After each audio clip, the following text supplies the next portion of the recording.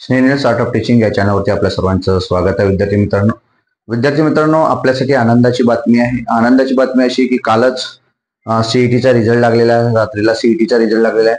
PCM ग्रुपचे जे विद्यार्थ्यांनी फॉर्म भरलेले होते त्यांचा रिझल्ट लागलेला आहे आणि उद्या पीसीबी ग्रुपचा रिझल्ट लागणार आहे. यामध्ये ज्या विद्यार्थ्यांना इंजिनिअरिंग करायची आहे, बीटेक करायचं आहे, विविध कोर्समध्ये या विद्यार्थ्यांना जायचं आहे, या विद्यार्थ्यांसाठी एक संभ्रम आहे. आणि त्यात माझी जी हेडलाईन आहे युट्यूब आपलं जे थंबनेलची आहे की इंजिनिअरिंग करायचं आहे परंतु पैसे नाही आहेत, अशा विद्यार्थ्यांसाठी करायचं काय आहे, तर त्याबद्दलची जी काही उपाययोजना आहे, योग्य सल्ला या व्हिडिओच्या माध्यमातून आपण देणार आहोत. सोबतच आपण सल्ला देऊन तुमची जबाबदारी सुद्धा घेतो आहे. जे सल्ला मार्गदर्शनाची जी काही जबाबदारी असेल आणि इतर ज्या बाबी असेल त्याबद्दलची.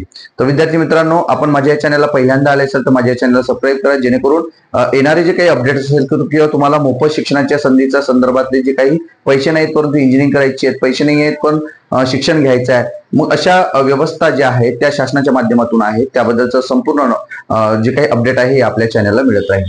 तर त्यासाठी तुम्ही सबस्क्राईब करा, जेणेकरून तुम्हाला अपडेट मिळत राहील.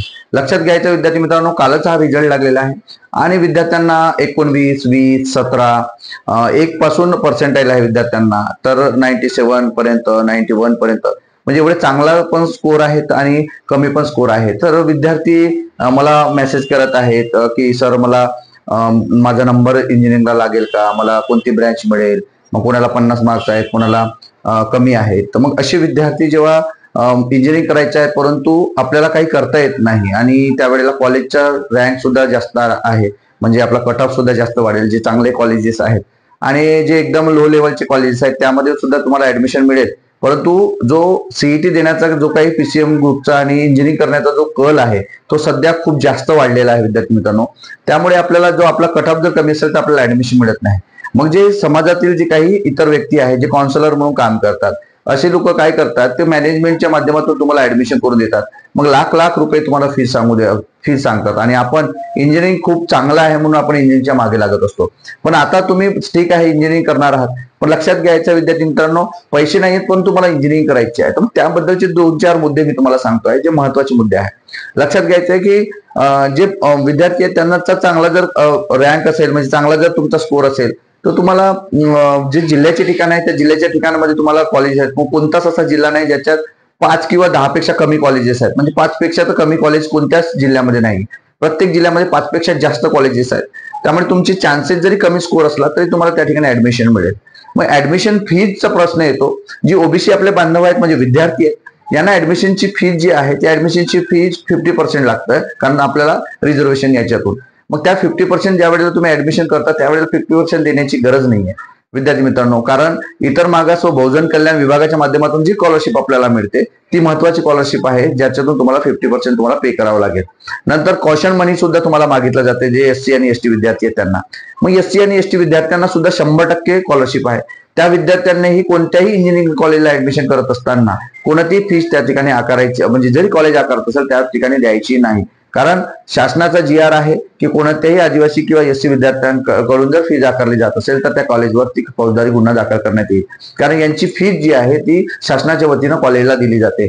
म्हणून यांनी कोणीही तुम्ही फीज देऊ नका. ज्या वेळेला तुमची फीज मागत असेल त्यावेळेला बिनधास्तपणे मला तुम्ही फोन करू शकता आणि किंवा स्वतःही तुम्ही ते GR मला मागू शकता. GR तुम्ही त्या कॉलेजच्या प्रिन्सिपलला दाखवून 1ही रुपया आपण द्यायचा नाही, कारण ऍडमिशन फी 0 रुपये आपल्याला लागणार आहे. परीक्षा शुल्क, नंतर आपले ट्युशन शुल्क म्हणजे शिक्षण शुल्क आणि इतर फीज कोणीही देऊ नये, हे लक्षात घ्यायचे एससी आणि एसटी विद्यार्थ्यांना.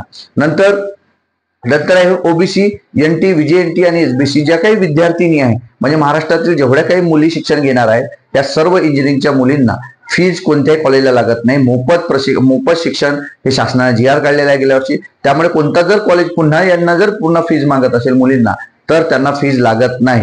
जर फीज मागत दिल्या जात असेल तर शासनाचा GR आपल्याकडे आहे, आपण त्या कॉलेजवाल्यासोबत भांडून आपण 1ही रुपया त्या ठिकाणी द्यायचा नाही.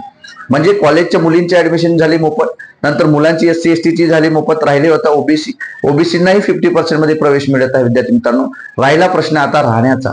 जर तुम्ही जिल्ह्याच्या ठिकाणी जर प्रवेश घेत असाल तर SC विद्यार्थ्यांसाठी समाज कल्याणची वसतिगृह आहे, एसटी विद्यार्थ्यांसाठी आदिवासी विकास विभागाची वसतिगृह आहे आणि जे ओबीसी आणि एनटी व्हीजेएनटी एसबीसी विद्यार्थी त्यांना इतर व मागास बहुजन कल्याण विभागाचे वसतिगृह आहे। यामध्ये 80% हे ओबीसी विद्यार्थ्यांसाठी राखीव आहे आणि इतर जे आहेत ते मग इतर कॅटेगरीच्या विद्यार्थ्यांना। मग यामध्ये विद्यार्थी मित्रांनो प्रोफेशनल कोर्स हा इंजिनिअरिंग असल्यामुळे तुम्हाला हॉस्टेलला प्रवेश मिळणं नक्कीच आहे। मग हा एक विचार घ्यायचा आहे। मग जर तुमचे कोणत्याही कॅटेगरीतील विद्यार्थ्यांचा जर वसतिगृहाला प्रवेश लागला नाही, म्हणजे हॉस्टेल मिळालं नाही, कमी पर्सेंटचे आहे ना, तर मग राहायचं कुठं, मग खायचं कुठं? तर विद्यार्थी मित्रांनो तरी घाबरायचं नाही, आपल्यासाठी पुन्हा एक योजना आहे, ती म्हणजे कोणती? ओबीसी एनटी व्हीजेएनटी विद्यार्थ्यांसाठी आधार योजना आहे। जे रूम करून तुम्ही जर राहत असाल त्या जिल्ह्याच्या ठिकाणी तर तुम्हाला 60,000 रुपये शासन देतं। नंतर एससी जर विद्यार्थी असतील तर त्यांना स्वाधार नावाची योजना आहे, जिचं नाव आहे डॉक्टर बाबासाहेब आंबेडकर स्वाधार योजना। त्याला 10वी आणि 12वी मध्ये 50-50% आहेत, त्या विद्यार्थ्यांना त्याचा लाभ घेता येतो।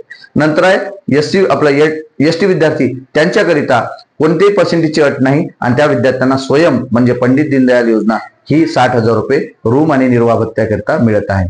आणि जे ओबीसी विद्यार्थी आहेत त्यांच्याकरिता जी पर्सेंटेजची अट आहे त्यासाठी 60 10वीत आणि 12वीत 60% ही अशी अट आहे।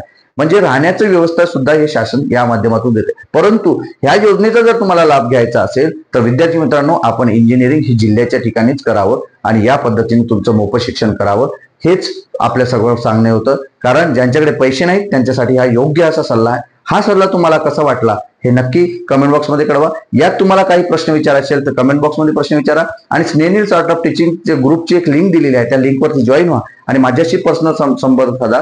कमी जरी स्कोर असला तरी घाबरून जाऊ नका, त्यावरती नक्की तोडगा आपल्याला काढता येईल। विद्यार्थी मित्रांनो आवर्जून या ग्रुपला मला मेसेज करा, या ग्रुपला जॉईन व्हा आणि स्वतःचे पर्सनल जे काही प्रॉब्लेम्स असतील ते सुद्धा आपण मला सांगू शकता। विद्यार्थी मित्रांनो यासाठीच हा व्हिडिओ बनवला होता। नक्कीच आपण अपडेट करता माझ्या चॅनलला सबस्क्राईब करा। धन्यवाद।